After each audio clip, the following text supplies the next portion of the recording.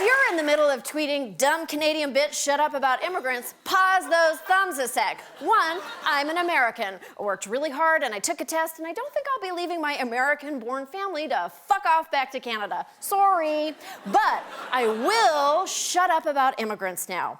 Because I want to talk about refugees, not the same thing. Immigrants are people who leave their country hoping for a better life. Refugees are people who flee their country hoping just to stay alive.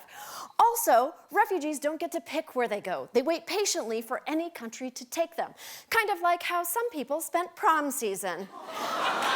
And in case it wasn't clear from our fucked up healthcare system and our deep belief that tacos with fried chicken shells are food, the United States is not Europe. Refugees coming to the US are vetted for up to 2 years and admitted in order of preference. Personally, my favorite refugee is Lauryn Hill. I am sorry, no, she is my favorite Fuji. The US's refugee preference is for women and children. It's almost as though the sole criterion for getting in is that your hand can't be larger than the president's. The executive hairball that Trump's team coughed up for him to sign bans refugees for at least 120 days, which is against the Geneva Convention, but fuck those Swiss bastards. Americans are in mortal peril. The chance of an American being killed by a foreign-born terrorist is 1 in 3.6 million. Looking specifically at refugees, that statistic jumps to 1 in 3.64 billion.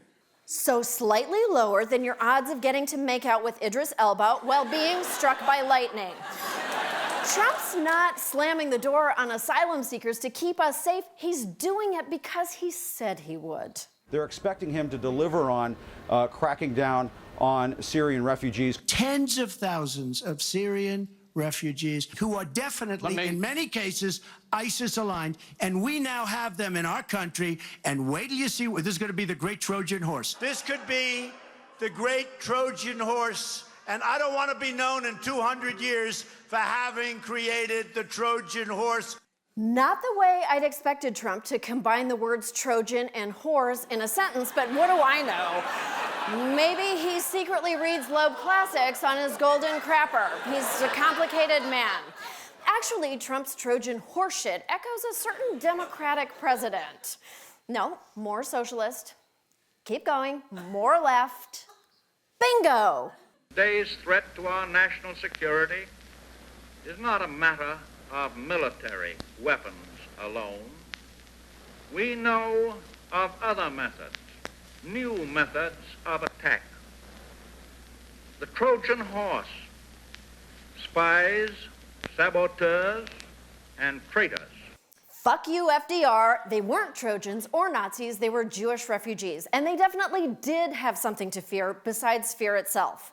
Albert Einstein wrote letters begging the Roosevelts to let Jews in, but evidently FDR was more scared of Jewish children than he was of a guy who could split the fucking atom. The way America welcomed the last non-Christian war refugees to knock at our door is one of the most shameful stains on our history, which is saying a lot. That's why we put a big stone Post-it note on the Washington Mall reminding us to never do it again. We also made an annual day of remembrance so we'd remember not to forget. The White House is defending the fact that it did not reference the Jewish people in its statement for Holocaust Remembrance Day, saying that critics are just nitpicking. Right. I'm talking to people who frog whistle the Holocaust. Fine. I won't mention that this refugee ban is immoral, embarrassing, and inhuman. I'll just point out that it is the act of a giant pussy. Here is a man who's afraid of germs, stairs, books, unprocessed food, women, birds, Muslims, Russian P-tapes, inner cities, and of course, strong winds. But he can't recognize the courage of people who survive literal war zones to come to a new country, start over with nothing, and keep going each day despite the contempt with which we're horrible enough to treat them. You want a Muslim ban? We know you do. So say it already, Mr. Straight Talker. Slap your meat on the table and face the legal consequences like a man. Don't puss around by banning territories that just happen to be Muslim. Territories is a politically correct, I don't know, What is the word? A euphemism. That's it! Forget the coy euphemisms and own your pointless cruelty. That is why America voted for you. Except for the majority of America that didn't. We'll be right back.